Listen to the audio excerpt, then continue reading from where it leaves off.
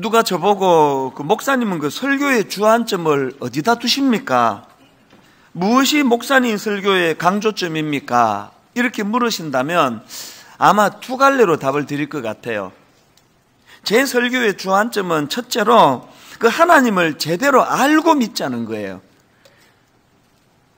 그런가 하면 또 한 가지 주안점은 그 하나님을 제대로 알고 믿었다면 그 당신의 믿음을 삶으로 증명해라. 이 두 가지가 제가 그 주안점을 두고 하는 설교의 그 내용이지 않을까 그런 생각을 해보았습니다. 제 설교가 왜 이렇게 그 삶으로 증명하는 것을 강조하게 되었냐 하면은요. 사실 저는 그 대학생 시절에 그 교회에 대해서 또 더 정확하게 말하자면 그 교회에 다니는 어른들에 대해서 그 마음의 반발심이 컸습니다. 교회가 크지를 않으니까 그 어른들의 행동, 거지, 모습이 다 보여지거든요. 저 집사님이 뭐 수요 예배 같은 데 나와가지고 대표 기도할 때 보면은 뭐 천사 그 자체예요. 막 얼마나 기도가 놀라운지 막 온 세상의 허물 다 용서하고 원수 다 용서하고 뭐 완전히 뭐 주님의 좋은 그 자체예요. 근데 그 어른이 그 주중에 다 보이거든요. 같은 동네 사니까. 그리고 또 예배 마치고 식당에서 뭐 그분이 어떻게 하는지 다 보이잖아요. 그렇게 뜨겁게 기도했던 사람이 보면은 이기적이고 자기 거 챙기는데 집착하고 뭐 조금만 뭐 손해된다 싶으면은 막 핏대 올리면서 싸우고 그렇게 하다가 또 이제 밥 먹고 저녁 예배 들어가고 대표 기도할 때는 또 막 주야 그러면서 막 기도하니까 이 어린 제 눈에 이게 코미디 같은 거예요. 이 신앙이 도대체 이게 뭔가? 그 사실 제가 목사가 되는데 시간이 꽤 걸렸거든요. 30살에 신학교를 갔는데요. 제가 목사 되는 걸 방해했던 결정적인 요인들이다 이런 것들이에요. 목회를 하면서도 저는 종종 기도하는 게 여기 우리 대학생들 오늘 예배 참석 젊은이들이 제 모습을 보고 그렇게 생각하지 않기를 바랄 뿐이에요. 이런 마음이 크다가 보니까 저는 우리 교역자들에게 항상 강조하는 포인트 하나예요. 존재로 목회해라. 존재로. 입으로 하지 말고. 강단에서 전했으면 뭐 우리가 뭐 천사를 해가지고 100% 그렇게 실천하며 살 수는 없다 하더라도 좀 자기가 전한 거에 대해서 지키려고 애라도 써야 될 거 아니냐. 삶으로 증명해 보이지 않는 그 신앙은 저는 이런 면에서 저 자신에게도 그렇고 우리 젊은 후배 교역자들에게 가끔씩 참 너무 실망이 될 때가 있습니다. 화요일 날 전체 교역자들을 모아놓고 우리가 삶으로 우리 이 믿음을 증명해 보자, 존재로 목회하자, 우리가 먼저 본을 보이자, 십자가의 길을 걷자, 막 이렇게 이제 강의하면은 막 받아 적고 막 컴퓨터로 그냥 노트북으로 타이프 치고 그리고 이 문제로 기도하자 그러고 막 엉엉 울면서 기도하고 그러는데 이게 딱 자기 어떤 이해관계에 부딪히면은 그 손에 들려져 있는 그 떡 하나 떡 하나라도 절대로 자기가 포기할 생각하지 않고 집착하고 이런 것들을 간혹 볼 때가 있거든요. 그러면 목회 회의가 와요. 화요일마다 내가 떠드는 건 이건 뭐 위해서 하는 거냐? 뭘 받아 적었고 무엇 때문에 울면서 기도했느냐고요. 이런 부분에서 우리 자신들을 좀 돌아봐야 되는 거 아닙니까? 예수님의 제자들도 마찬가지예요. 예수님께서는 마태복음 16장 24절에서 이에 예수께서 제자들에게 이르시되 누구든지 나를 따라오려거든 자기를 부인하고 심지어는 자기 십자가를 지고 나를 따를 것이니라.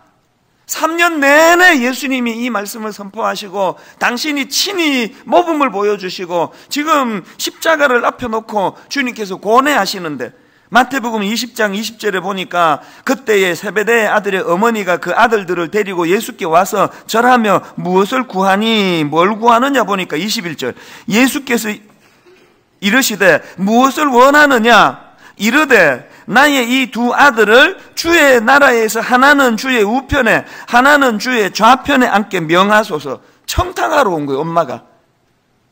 이 엄마는 그 제자 훈련도 안 받고 그래가지고 그냥 미숙해서 그렇다 치고 그 아들들은 뭐예요? 제가 결정적으로 이 구절에서 주목하는 건 24절입니다. 열 제자가 듣고 그 다음 보니까요, 그 두 형제에 대하여 분이 여기거늘, 제가 이걸 가만히 보니까 그 형제 엄마에 대해서 분이 여기는 게 아니라 형제에게 분이 여긴다는 게 뭘로 의미하겠습니까? 그 두 아들도 지 엄마하고 생각이 똑같다는 거 아닙니까? 그리고 또 그 분이 여기는 나머지 그 제자들도 마찬가지예요. 왜 분이 여기였을까요? 제가 목회하면서 여러분 수많은 사람들을 제가 상대하면서 내린 결론이 뭔지 아십니까? 고집 센 사람이 상대방 고집 센 걸 절대로 못 참아요.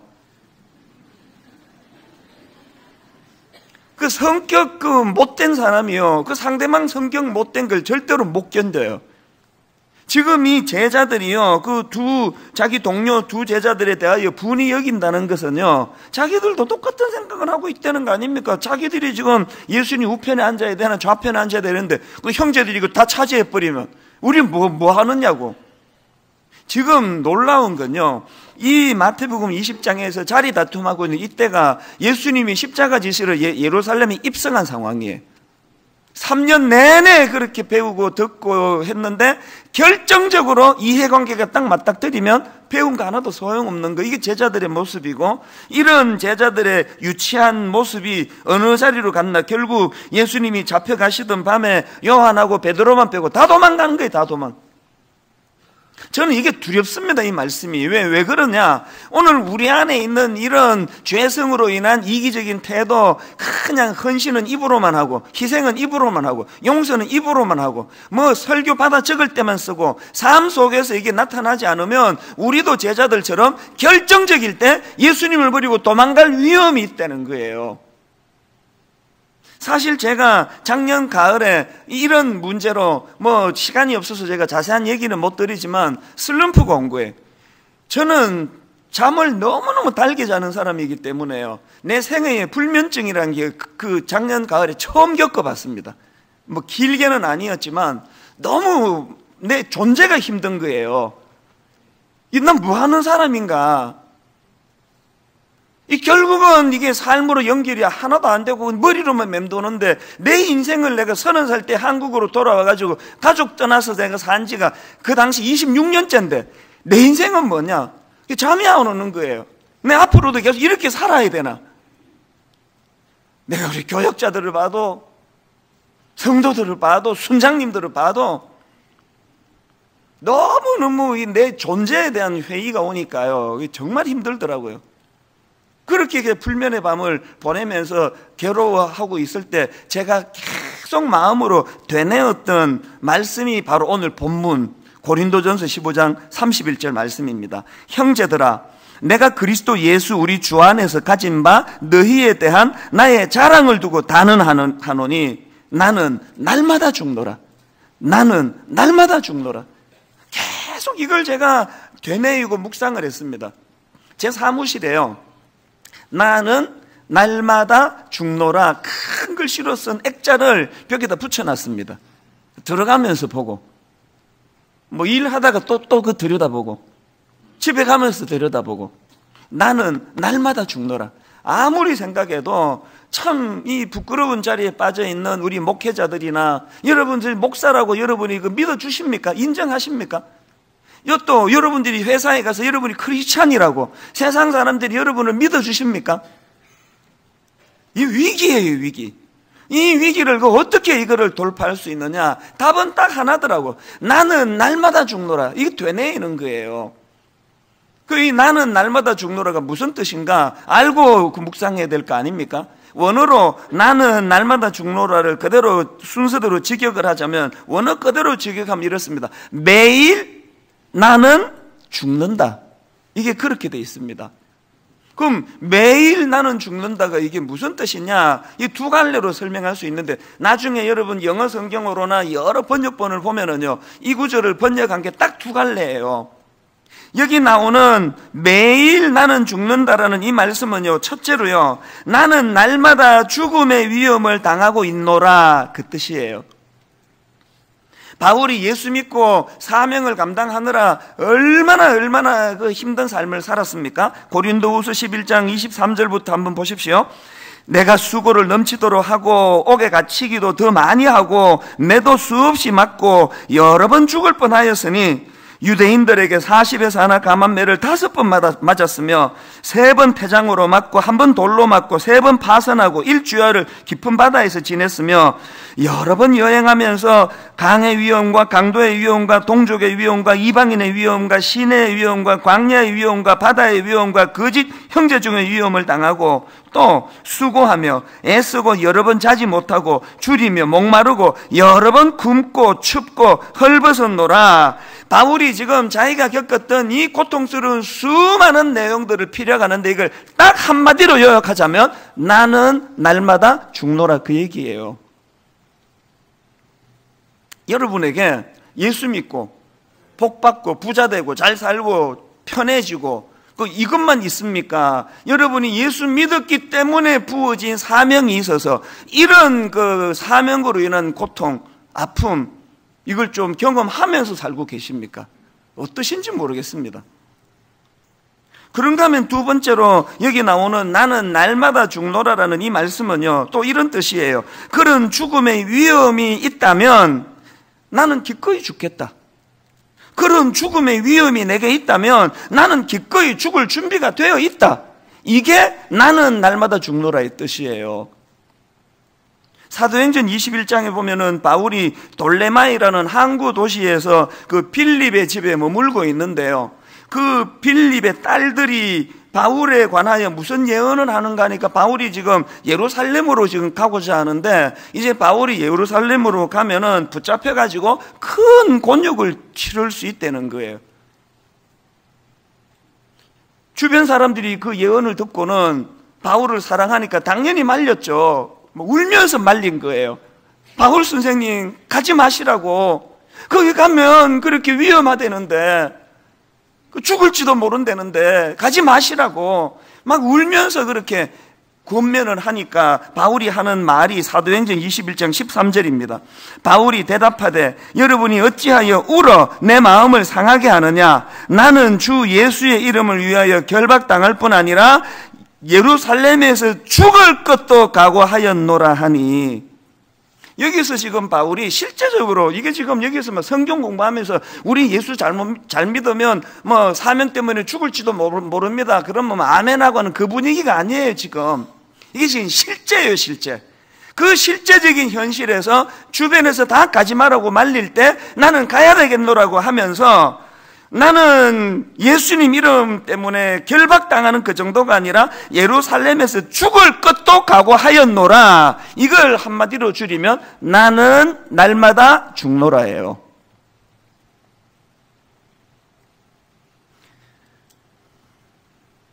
부활주의를 맞이해서 제 마음에서 계속 되뇌어지는 질문, 이제 내 남은 여생은 어떻게 보내야 되는 건가? 또 신앙생활하는 우리 성도님들이 인생의 골로 삼아야 되는 인생의 목표는 무엇이어야 하느냐, 이런 것들을 묵상을 하면 반드시 떠오르는 게 이거예요. 나는 날마다 죽노라. 저는 오늘 이런 의미에서 우리가 크리스천으로서 제대로 된 삶을 살기 위해서 성령님의 은혜를 구하면서 행해야 될 두 가지 실천 사항이 있다는 걸 말씀드리고 싶은데요. 첫째가 뭐냐? 여러분, 우리도 바울처럼 나는 날마다 죽노라, 이거 선포해야 한다는 거예요. 이 나는 날마다 죽노라가 무슨 뜻이라고요? 내가 사명을 감당하는 과정에서 그것이 죽음의 위험을 가져다 주는 거라면 나는 기꺼이 죽을 준비가 되어 있다. 이게 나는 날마다 죽노라, 그 뜻인데 왜 이런 위험한 선포를 해야 됩니까? 왜 해야 되느냐고요? 대답은 아주 간단합니다. 우리 주인 되시는 주님이 그것을 요구하시기 때문이에요. 앞에서 읽어드렸잖아요. 마태복음 16장 24절. 이에 예수께서 제자들에게 이르시되 누구든지 나를 따라오려거든 자기를 부인하고 자기 십자가를 지고 나를 따를 것이니라. 긴 설명 필요 없습니다. 우리 주인 되신, 날 구원해 주신, 십자가로 내 생명을 건져주신 예수님이 이걸 원하세요. 그 무슨 말이 그렇게 필요 없는 거 아닙니까? 그런가 하면은 그럼 예수님은 왜 그런 걸 우리에게 요구하시느냐? 바로 그 다음 25절에서 설명하십니다. 누구든지 제 목숨을 구원하고자 하면 잃을 것이요 누구든지 나를 위하여 제 목숨을 잃으면 찾으리라. 이 말씀의 의미가 뭔지를 살면서 경험하는 그게 신앙생활이에요. 그게 그 요한복음 1장에 보면은 그 사람들이 이제 세례 요한에 와가지고 네 정체가 뭐냐? 너 메시아냐? 그렇게 이 세례 요한에게 묻는 장면이 나오는데요. 그랬더니 자기는 메시아가 아니라 그러면서 세례 요한이 하는 말이 요한복음 1장 23절입니다.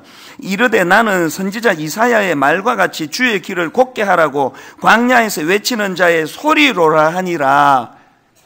저는 이 말씀을 묵상하다가 한 1, 2년이나 됐습니다. 이 말씀은 저에게 굉장한 묵상 중에 하나예요. 이 세례 요한이 자기 보고 그 소리라 그랬거든. 난 광야의 소리라. 이게 뭘 의미하는가. 그 제가 이 말씀을 묵상하면서 저도 요즘에 하나님, 저도 광야의 소리입니다. 이렇게 이제 고백을 해요. 이 소리론. 내 인생에서 저는 광야의 소리가 되는 게 이제 목표거든요. 저도요. 이 소리가 뭐냐 하니까요. 주인인 제가 지금 성대를 울려서 내 뇌에서 작동되는 생각을 여러분에게 지금 전하고 있습니다. 이게 소리예요. 그래서 저는 이 성대를 울려서 내 머리의 생각을 여러분에게 전할 때 소리가 여러분 귀에 들려서 제가 의도하는 바가 전달이 되거든요. 그런데 광야의 소리라고 할 때 이 소리의 문제가 뭐냐? 지금 저희가 옆에 체육관에서도 예배를 같이 드리지 않습니까? 처음에 저 체육관에서 예배 드릴 때요, 에코가 나가지고 굉장히 힘들었습니다. 이 체육관이니까 이 방음 시설이 안 돼가지고요, 막 소리가 막 계속 울리니까 귀에 잘 안 들어오는 거예요. 막 울려가지고. 그래서 우리 교회 그 방송 전문가들 실력이 대단합니다. 돈 얼마 들이지 않고 천으로 커튼 그 체육관에다가 커튼 설치하고 천장에다 이렇게 천으로 이제 이렇게 그 물결 모양을 해놓은 게 다 그 소리 때문이에요. 에코를 잡으려고. 그 제가 그 과정에서 가만히 보니까 체육관에서 저 소리가 왜 문제냐 하니까 에코 때문인데요. 에코가 뭐냐 하니까 에코가 뭐예요? 에코는요, 이미 주인이 그 앞에서 자기를 사용해서 소리를 전했고 이미 자기 역할은 끝났습니다. 소리는 소리 없이 사라져야 돼요.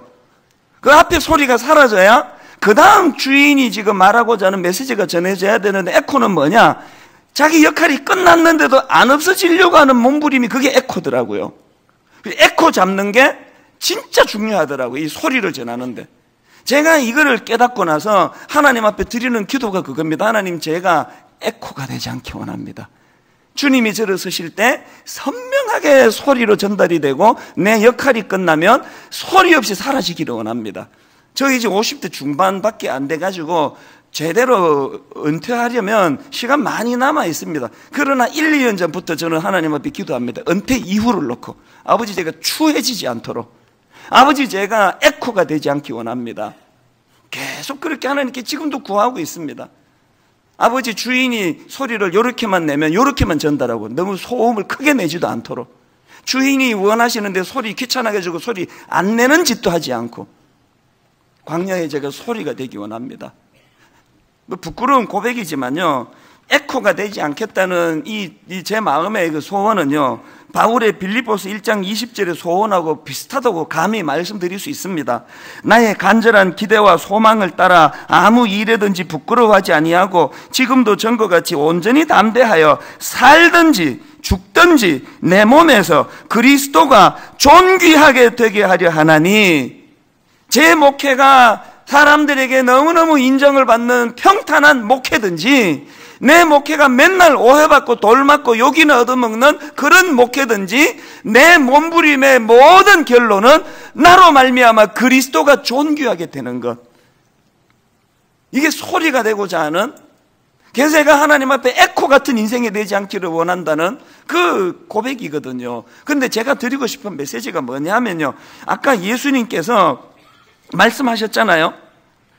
누구든지 제 목숨을 구원하고자 하면 잃을 것이요 누구든지 나를 위하여 제 목숨을 잃으면 찾으리라. 이걸 내 삶에 적용하기를, 내가 나를 위해 가지고 집착하고 이기적으로 살면 그것 때문에 나는 오히려 피폐해질 것이고, 그리스도가 종기 되기를 위하여 내가 손해보고 희생하면 그것이 내 인생이 윤택해질 것이다. 이렇게 적용하고 봤더니요, 제가 광야의 소리가 되겠다고 기도하고부터 예기치 못한 선물 하나를 하나님께 받은 거예요. 그게 뭐냐 하니까, 이제 아버지 제가 쓰임 받을 때 잘 쓰임 받고 구차해지지 않고 추해지지 않고 에코같이 그냥 역할 끝났는데도 그냥 안 사라지려고 바둥바둥 거리지 않기를 원합니다라고 기도하고부터요, 지금 제 현역이잖아요. 제가 지금 저의 이 현역의 하루하루가요 너무너무 소중한 거예요. 난 지금 에코가 아닌데, 난 지금 주님의 소리인데, 아버지 제가 이거 잘 쓰임받기를 원합니다. 최근에 제가 2달 안식을 당회에서 허락해 주셨는데, 1달 반 만에 보름을 당겨서 조기 복귀한 거, 이 소리론에서 깨달은 깨달음 때문이에요.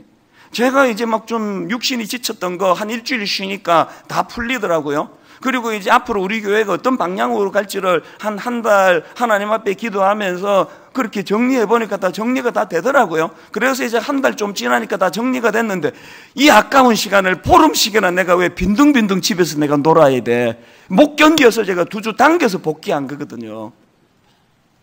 우리가 주님 앞에 나는 날마다 죽노라, 주님이 종기 여김을 받으실 수만 있다면 나는 좀 희생하고 나는 좀 손해되는 삶을 살아도 저는 괜찮습니다라고 고백할 때, 주님은 우리를 착취하셔가지고 그래라, 네 인생은 그냥 비참하게 끝내라, 그럴 뿐이 아니라는 믿음이 들 때 나는 날마다 죽노라 고백할 수 있는 거예요.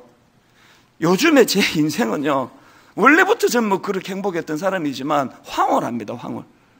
하루 일과가 끝나고 피곤한 몸을 이끌고 잠자리 들어가려고 침대에 누우면은 막, 아버지 오늘도 저 같은 종이 아직도 에코가 아니고 그래도 주님이 필요로 하시는 소리로 저를 사용해 주시는 거 너무너무 감사하고요.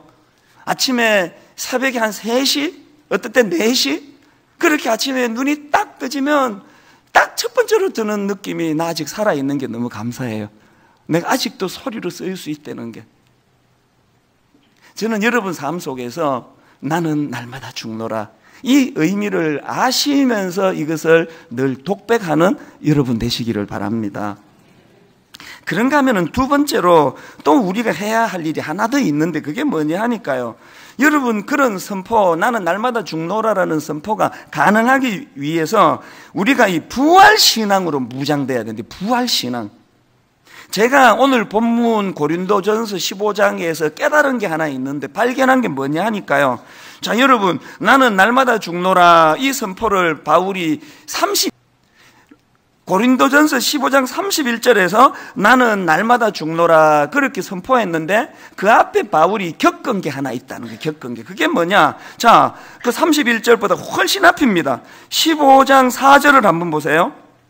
부활하신 예수님에 대하여 묘사하는 거예요. 장사 지낸 바 되셨다가 성경대로 사흘 만에 다시 살아나사, 그리고 누구도 만나고 쭉 피력하고는 8절을 한번 보세요.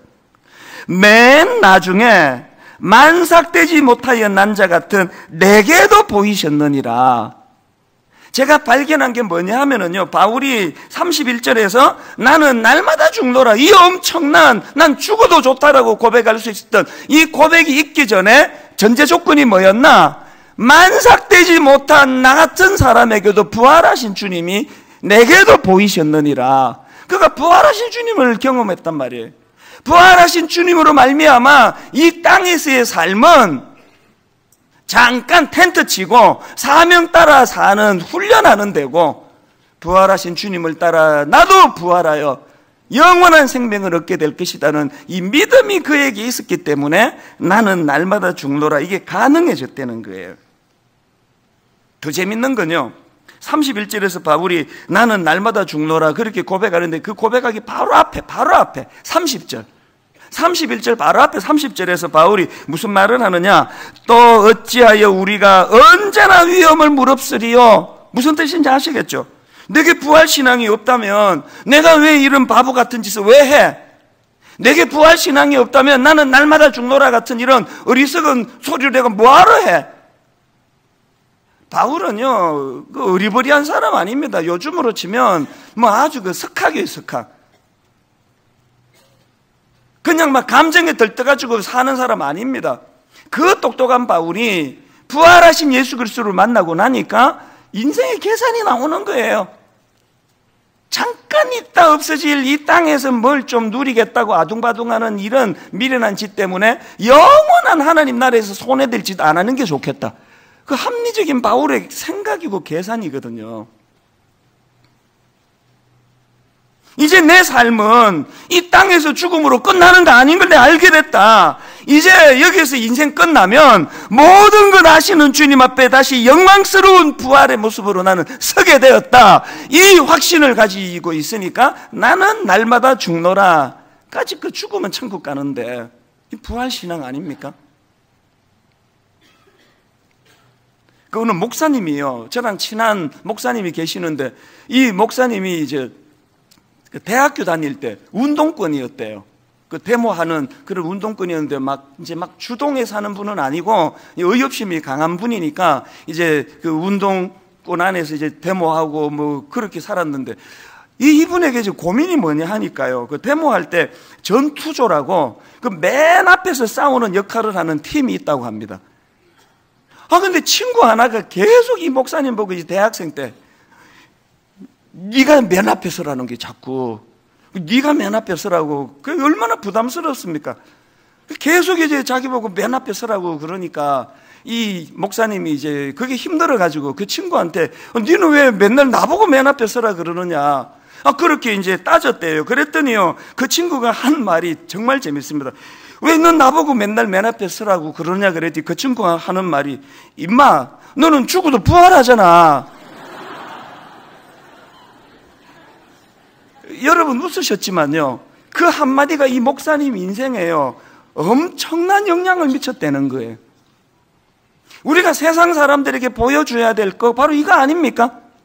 우리가 아둥바둥하지 않고 막 위기를 만나고 막 죽을 것 같은 어려운 고비와 어려움이 있을 때 우리가 세상 사람들에게 보여줄 차별화가 이거 아닙니까? 임마 너는 죽어도 부활한다며.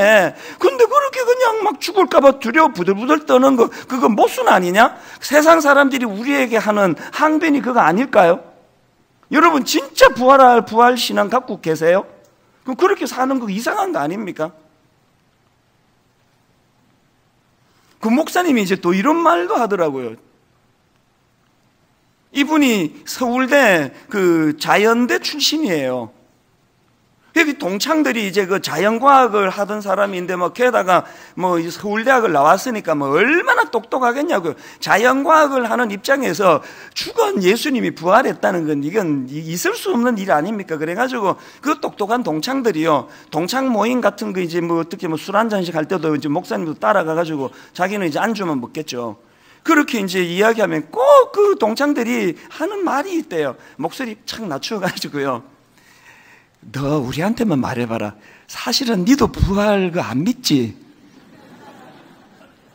우리 다 그 직장인이라서 네 입장 잘 안다. 우리도 직장 다니잖아. 목사하니까 네 직장은 교회인데 그 교회에서 대놓고 뭐 난 부활 안 믿는다. 그건 과학적으로 말이 안 된다. 이렇게 말할 수 있는 입장을 난 너무 이해한다. 그러니까 우리한테만 말해라. 너 안 믿지? 계속 그렇게 묻는다는 거예요. 그 목사님이 사실 그게 참 난감하잖아요. 자기는 믿는데 그 어떻게 증명합니까 그걸? 다 아니라고 안 믿는다고 생각하는데. 여러분 고린도전서 15장에서의 바울의 딜레마가 그거예요. 바울이 15장 8절에서 부활하신 주님 만삭되지 못한 나 같은 것도 만나주셨다고 그렇게 피력을 했는데 이걸 사람들에게 어떻게 증명하느냐고요. 안 믿는데 사람들이 에이 저 바울 저거 뻥친 거지 저거 말도 안 된다고. 여러분 예수 그리스도가 부활하시면 믿으십니까? 그거 어떻게 증명하셔요 그거? 그 바울이 지금 자기는 부활하신 예수님을 만삭되지 못한 나 같은 저도 만나 주셔가지고 부활하신 주님을 만났다 그러는데 옆에 사람이 이거 증명해봐. 니 어떻게 만났니? 그러면 뭐 요즘처럼 막 스마트폰으로 뭐 동영상 찍어 놓은 게 있고 그러면 뭐 증거로 보이지만 그게 하나도 없는데. 여러분 잘 들으세요. 오늘 본문 15장 37절에서 나는 날마다 죽노라라는 이 고백이 바울이 부활하신 주님을 만났다는 증거 자료로 내놓는 이야기예요. 바울이 자기가 부활하신 주님을 만나서 부활신앙이 내게 소유되었다는 걸 증명할 수 있는 길은 죽는 걸 자기는 두려워하지 않는 거. 죽어야 부활하는 걸 증명할 수 있으니까. 오늘 이게 우리에게 주시는 메시지가 뭡니까? 아마 오늘 주보를 보니까 부활주일인데 설교 제목이 나는 날마다 죽노라 그래서 믿음 좀 있는 성경 좀 아는 이게 미스프린트다 이거. 이게 지난주에 해야 되는 설교인데 무슨 부활주일날 나는 날마다 죽노라고 이렇게 생각하신 분이 계시면 여러분이 오해하는 게 뭐냐면 고린도전서 15장은요 부활장이에요. 부활장.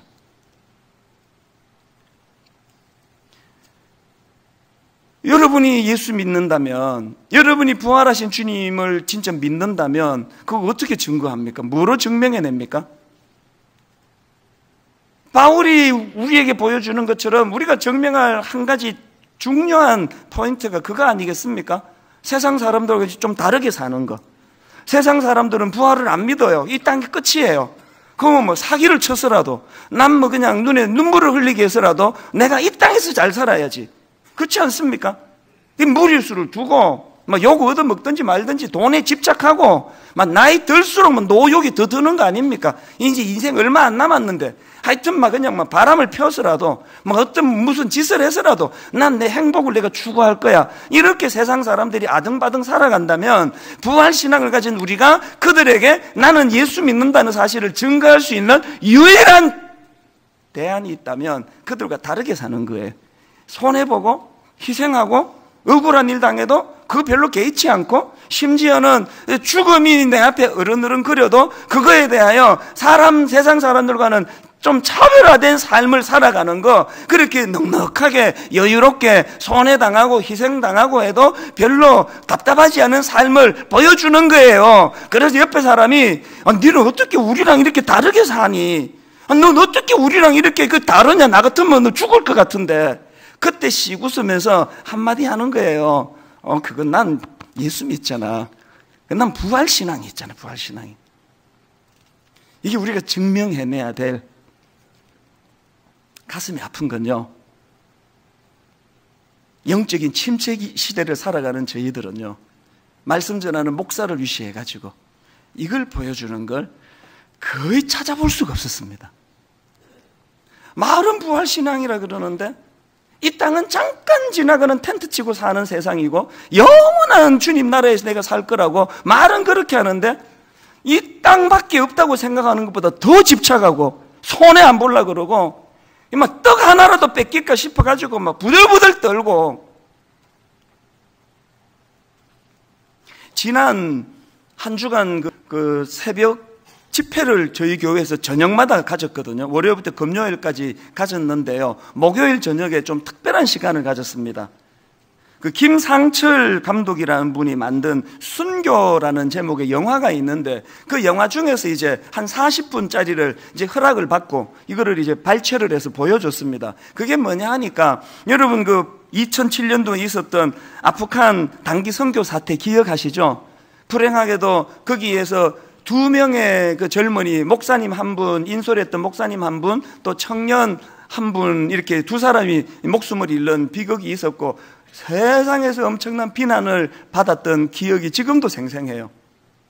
저도 잠을 이루지 못하면서 그때 참 가슴이 아팠던 기억이 나는데요, 그거를 가지고 이제 한 40분짜리 영화로 다루었는데 제가 그걸 지난 목요일날 함께 보면서 정말 신비로웠습니다. 그 순교한 두 사람 중에 그 형제는요, 아무도 가족이 교회를 안 다니는 사람이에요. 자기 혼자 믿었던 사람이에요. 자기 가족은 다 지금 지방에 있고요. 본인만 이제 뭐 직장 때문인지 이제 서울로 와가지고 수도권에 와서 지내는데요. 그 아버지는요, 죽은 이 아들이 교회 다니는 것 자체를 몰랐대요. 그리고 또 그 아버지는요, 죽은 이 아들이 아프간에 갔다는 사실도 몰랐대요. 뉴스를 보는데 자기 아들이 아프간에서 죽었다는 거예요. 여러분이 지금 그 아버지라면 뭐 어떤 반응을 보이겠습니까? 뭐 죄송한 말이지만요, 제가 예수 안 믿는 그 아버지라면 그냥 안 넘어갑니다. 절대 그냥 안 넘어가요. 어떻게 그냥 넘어갑니까? 실제로 그 아버지도요, 그 장례 기간 동안에 이건 그냥 넘어갈 수 없다고 흥난 분노와 울분을 그렇게 토해내신 걸로 제가 알거든요. 이게 교회 입장에서 얼마나 난감합니까, 지금. 근데 여러분, 그렇게 하고 몇 년이 지났는데 제가 그 영화를 보니까요, 그 아버지가 예수를 믿으시는 거예요. 이게 어떻게 된 건가 보니까요, 그 아버지가 이제 막 교회에 대한 막 분노, 막 엄청난 아들을 그냥 그 아프간으로 보내가지고 아들을 죽였다고 분노가 많았는데 그 아버지에게 질문이 딱 하나였대요, 질문이. 우리 아들은 아프간에 왜 갔느냐는 게 왜? 그 위험한 데를 왜 갔느냐고. 막 분노하면서 계속 이제 그 질문을 가지고 있었는데요. 이제 그 교회 장로님이 이제 이 아버지의 질문 만나면 자꾸 이렇게 따질 거 아닙니까? 그래서 뭐 이 질문에 답이 될지 모르겠습니다. 그러면서 이제 그 교회에서 캄보디아 그 여름에 그 단기 선교 가지 않습니까? 거기에 한번 가보시면 그 아들의 마음을 이해하실지 모르겠습니다. 그래서 이 아버지가 그 캄보디아 단기 선교를 따라간 거예요. 따라가서 그 현장에서 섬기는 분들을 보고 아버지가 충격을 받은 거예요. 그 저희 교회도요, 의료 선교팀이 여름에 캄보디아나 또 뭐 인도나 이런 경제적으로 약한 지역에 가가지고요, 그 우리 교회에서도 그런 일이 있었습니다. 그 환자 하나가요, 그 수술이 정말 그 미개한 나라예요. 그 수술용 거즈하고 뭉태기를 배 안에 넣고 꿰매가지고요, 그래서 그 젊은 여성으로 알고 있는데 거의 뭐 다 죽어가고 있었는데 우리 그 의사 장로님이 단기 선교 가서 그 열악한 환경에서 목숨을 내놓고 수술을 해가지고 그 살려냈습니다. 뭐 이런 것들을 이제 이 아버지가 캄보디아 단기 선교 가서 본 거예요. 그리고는 이 아버지가 충격을 받은 거예요. 아, 우리 아들이 그 위험한 그 낙후된 그곳에 이런 거 하러 갔구나. 가난한 이웃을 봉사하러 갔구나. 그 아버지가 거기서 꼬꾸라졌대요. 그래서 뭐 시간이 없으니까 뭐 다 설명할 길이 없고요. 결과 아무도 예수 안 믿던 그 형제가 예수 믿으라고 부모님에게 무슨 성경 들고 설교해서 변화된 게 아니고요. 그 어머니 지금 교회 다니시고요. 아버지 예수 믿으시고요. 그 남동생 있는데 예수 믿고요. 그 남동생의 그 당시로 결혼할 그 여자친구 예수 믿고요.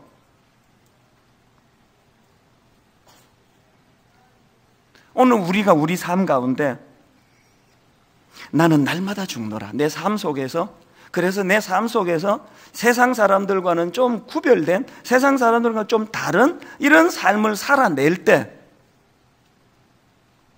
결론을 저는 이렇게 오늘 맺기를 원합니다. 우리도 바울처럼 나는 날마다 죽노라라는 이 선언을 통해 하나님 예수 믿는다는 건 아주 편하게 사는 게 아니라 사명을 감당하는 겁니다. 이 사명 때문에 그냥 막 숨이 가쁠 정도로 힘들다 할지라도 아버지 나는 날마다 죽노라 이렇게 고백하기를 원합니다. 하나님 내 삶 속에서 인생의 위기가 찾아올 때 이 땅으로 끝낼 것 같은 인생과는 좀 다른 삶을 살아내기 원합니다. 우리가 이 고백을 입술로 행하면서 은혜를 구할 때 성령님이 우리가 그렇게 실제로 살아낼 수 있도록 힘 주실 줄로 믿습니다. 기도하시겠습니다. 하나님, 오늘 이 말씀을 아프게 전합니다. 그리고 아프게 듣습니다. 우리가 아버지 신앙인이라 그러면서 이 땅 밖에는 목숨이 없다고 생각하는 세상 사람들과 별 차이가 없이 살았던 거 부끄럽게 생각하고 고백합니다. 은혜를 구합니다. 불쌍히 여겨 주시옵소서. 오늘 이 말씀이 우리 삶에 한 가지 중요한 가이드가 되고 지침이 되도록 인도하여 주시옵소서. 이제 우리 사랑부 학생들과 학부모들과 교사들이 어우러져 주님께 아름다운 찬양을 올려드리려고 합니다. 아버지, 비록 장애를 갖고 있어서 몸은 불편하지만 아버지 그 육신 안에 담겨있는 영혼이 너무나 아름다워서 찬양을 보고 듣는 자체가 은혜가 되도록 우리 안에 울림을 허락하여 주시옵소서. 예물 드리는 손길들마다 은혜 주시고 또 아름답게 쓰임받도록 함께하여 주시옵소서. 감사드리옵고 예수님 이름으로 기도드립니다. 아멘. 오늘 우리 부활절 헌금을 드리는 동안에 우리 사랑 학생부예요. 140여 명의 우리 사랑 학생부 학생들과 부모들과 교사들이 어우러져 하나님을 찬양하기 원합니다.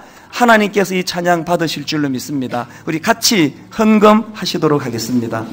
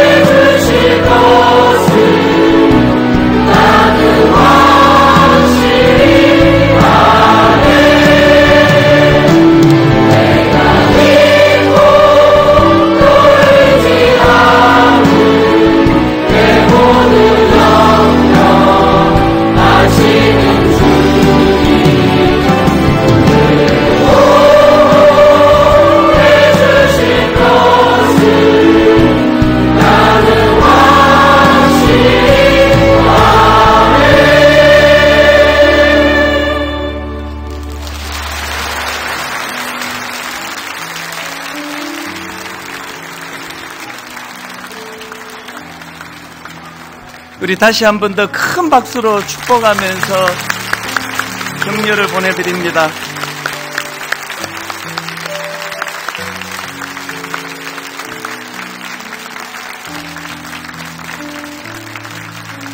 저는 저희 교회 안에 있는 이 사랑부, 사랑부, 오늘 방금 찬양한 학생부고요. 또 우리 사랑부 청년부가 있는데, 저는 우리 사랑부 학생들과 청년들을 볼 때마다 마음에 무슨 생각을 갖느냐 하면, 하나님의 창조 질서를 저 아이들에게서 배워야 되는 거 아니냐. 우린 너무 잔머리 굴리고 계산하고 그러면서 우리가 자성자박하는 건 아닌가, 그런 생각을 할 때가 있습니다. 우리 저 아이들이 이 편견이 많은 이 세상에서 교회가 있기 때문에, 저들의 영혼을 볼 줄 아는 믿음의 성도들이 있기 때문에 교회만 오면은 용기를 얻고 힘을 얻고, 그래서 오히려 우리가 저 아이들을 보면서 저 맑음을 보고 배우고 도전받고, 그래서 오늘 여기 그 부활주일의 구호가 저는 참 좋습니다. 부활의 소망 더불어 샬롬. 교회 안에서 이 부활의 소망 더불어 샬롬이 구현되도록 기도해 주시기를 부탁을 드리겠습니다. 이제 우리 다 자리에서 일어나셔서 찬송가 160장 기쁨으로 우리 손뼉 치면서 부활의 기쁨을 이렇게 노래하기 원합니다.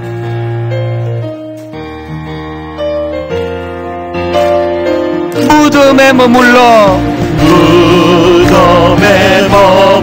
예수 내 구주 새벽 기다렸네